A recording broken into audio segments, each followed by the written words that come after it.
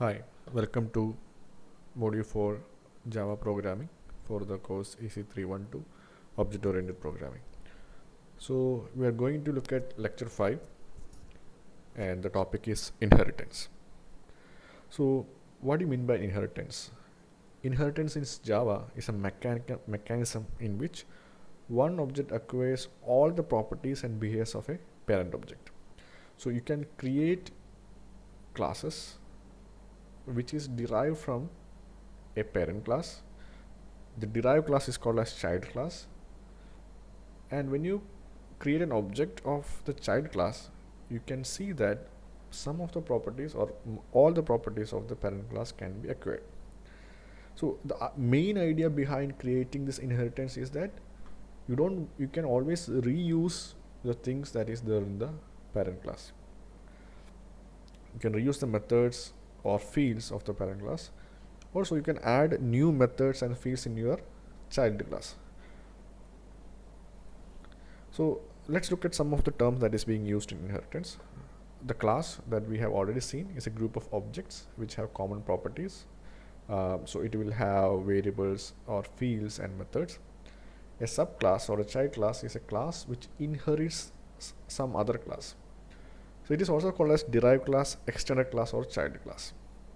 Now superclass or parent class is the class from where a subclass inherits the features. So this class is the one which gets inherited. And it's also called as base class or a parent class. Now reusability, as the word means, that you can reuse some or all the features of the parent class in the child class. The syntax of defining a subclass is you have the class name, you have the class keyword, space the class name, and there's a special keyword called as extends, and then the superclass name. So extends means you are inheriting subclass from the superclass, and then as the class you will have variable declaration and method declaration inside the class, and the subclass will have many variables and methods as its own. So let's look at one example. So this is an example of two classes. First class name is employee, second class name is programmer. Now employee class has defined one variable or one field inside it, which is called as salary, which is a float variable. The programmer has defined a variable called as bonus, which is of int type, and there is a static main function inside this. Now if you look at this programmer class, you can see that the programmer class extends employee. So extends is the keyword, which means that the programmer class is inherited from employee. So the employee is called as the superclass and programmer is called as the subclass. So inside programmer, we have defined one field or variable, member variable, which is bonus, and there is a static function, which is the main function. Here you are creating an object of the programmer. So programmer p equal new programmer creates an object of the class programmer. Now if you look at this print statement, basically you are printing the salary, but the salary is actually a member of employee. It is not a member of the inherited class programmer. But since the programmer is inherited from employee and the salary is a default access specifier, you can always access salary using the object of the derived class or the subclass. So subclass object, that is p dot salary, will print you 10,000, 40,000. And bonus is actually a member variable of programmer class. You can directly access using the object of the programmer or the subclass, and p dot bonus will print you 10,000. So if you look at the block diagram of this representation, basically you have this employee class, which is called a superclass. It is deriving the programmer class inherits from employee class. So there is an arrow down. So this type of inheritance is called a single inheritance, where there is only one subclass inherited from the superclass. So let's look at the types of inheritance. So Java supports mainly three types of inheritance: single inheritance, multi-level inheritance, and hierarchical inheritance. Java also supports multiple and hybrid, but that is using interfaces. So we will be seeing interfaces at a later stage. As I explained earlier, the employee and programmer. So this is a single level inheritance where the employee and where the programmer inherits the properties of the employee class. So let's look at multi-level inheritance. So in multi-level inheritance, there's a chain of inheritance. Chain in the sense like you inherit from one class and that class inherits from another. So for example, animal is inherited to dog, dog is inherited to baby dog. So if you look at class animal, you have a function called as eat or method eat. The class dog is inherited from class animal. There is a function for dog or method for dog which is bark. Class baby dog is inherited from dog and there is a method called weep. Now if you create an object of the subclass, which is the last subclass, which is baby dog, you can access all the functionalities of the superclasses. So weep is a functionality of subclass. So D, which is an object of the lowermost subclass, I can directly do d dot weep, which will access this. Now I can do d dot bark because baby dog is inherited from dog class, so I can access the methods of the dog class. And d dot eat is actually not a method of baby dog class or dog class, it's actually a method of animal class. But since baby dog is inherited from dog, which is inherited from animal, you can access d dot eat using the object of the subclass. Hierarchical inheritance is where from a single superclass you have inherited multiple subclasses. So animal is the superclass. Now dog inherits from animal, it has a method bark. Cat also inherits from animal, it has a method meow.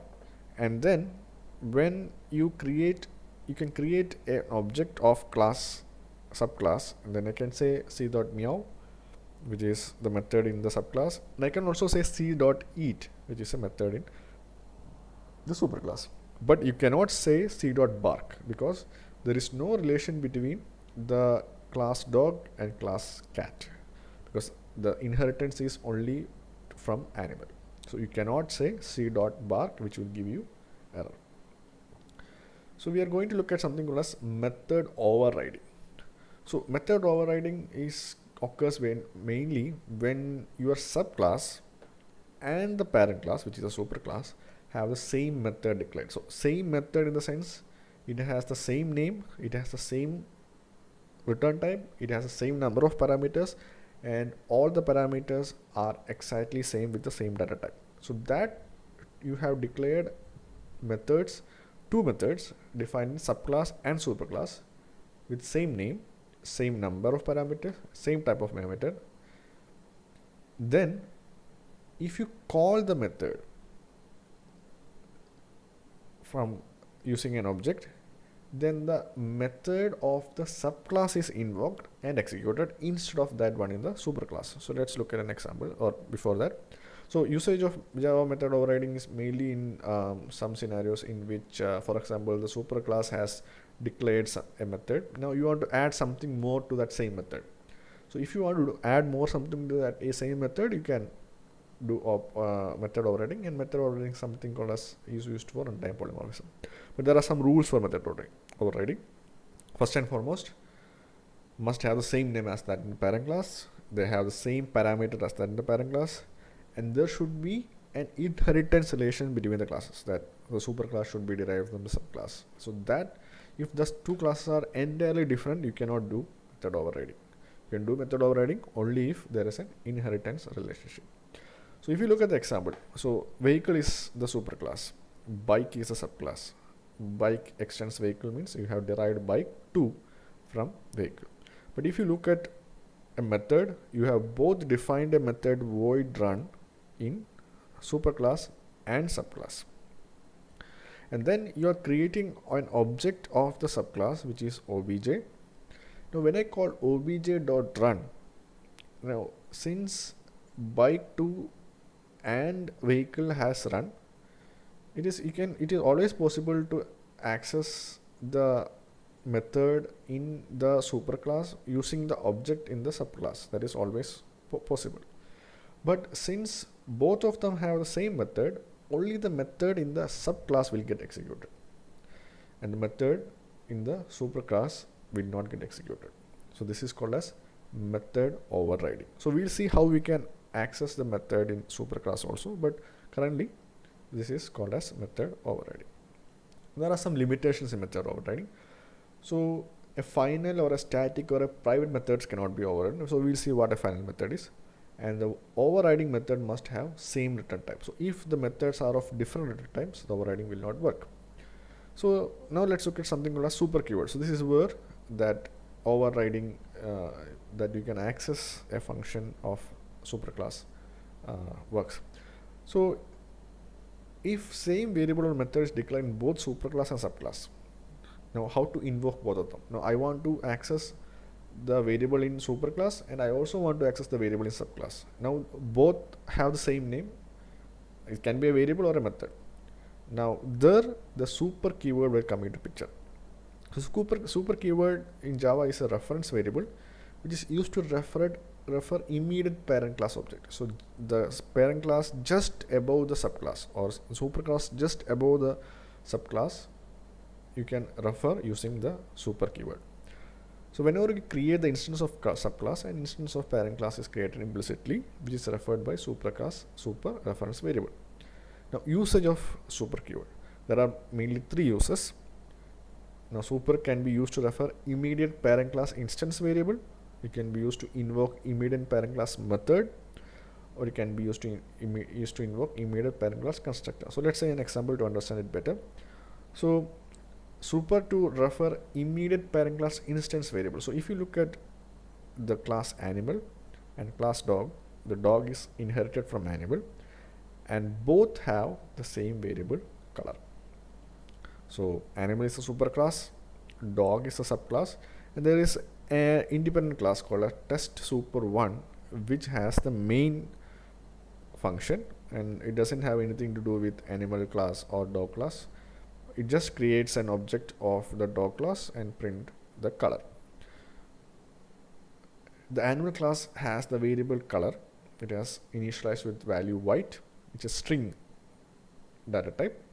The dog class has a variable color. It is also a string data type, but with initialized with black. Now here I am creating the object for dog. Now I want to access, since both the variables are of same name, I can access d.color, which will directly access the animal dog class variable, but I want to access the animal class variable also. So here what we do is you use super keyword. So when you say super.color, it is referring to the immediate superclass of the subclass. So this dog has an immediate superclass animal. So in that animal superclass, if there's a color defined, that is being accessed here, super.color. If you just say color, it is the color variable in the current class, which is inside the dog class. So this will print black and super.color will print white. Superclass can be also used to invoke parent class method. So here if you look, the same class animal and dog, both classes has defined same method, which is eat. So eat is defined in both the classes.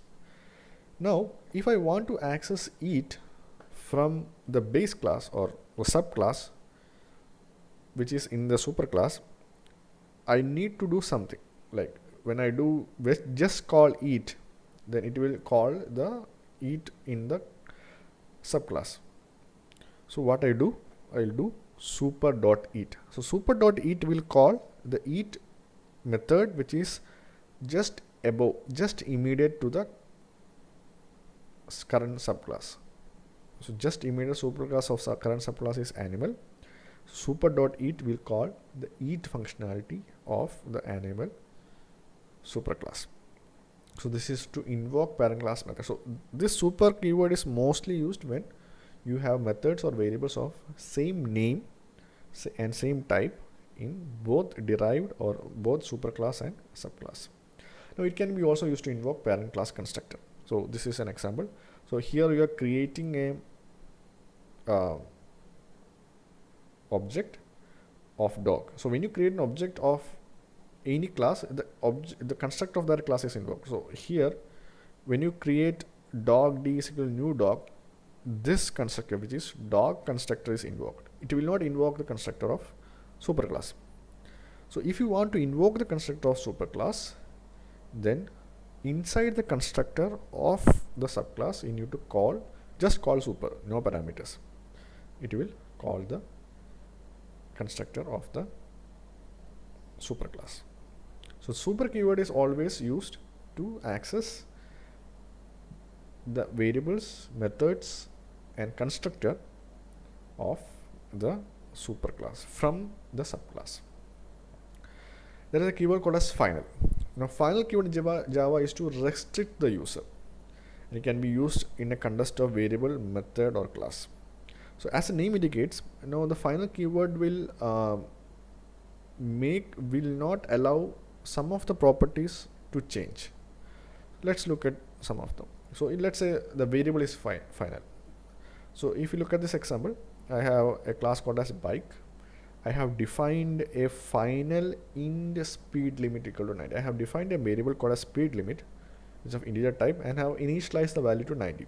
But this is a final variable. And inside void run method, I am changing that variable. So speed limit is changed to 400. This will give you a compilation error, because if the keyword final exists for a variable and variable is initialized, you cannot change the value of this variable at any point of time. So when you say object.run, you are actually accessing this run method and you are changing the variable. This is not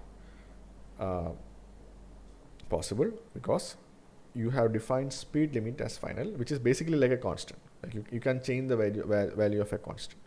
So basically you are trying to do 90 is equal to 400, which is not possible. Now let's see what happens when you are defining a method as final. See here in bike, class bike, I have a method called as run, which is final. Class Honda is inherited from bike, and I also have the same method, which is run. I have created an object Honda and I am calling the method run, which basically calls the method here in the subclass. But if you have declared a method in superclass as final, you cannot override that method. That means you cannot define the same method in the subclass. So basically this will give you a compilation error. This is not possible, because if there was no final method, final keyword here, then this run will have been overridden and it will print running safely with 100 km/h.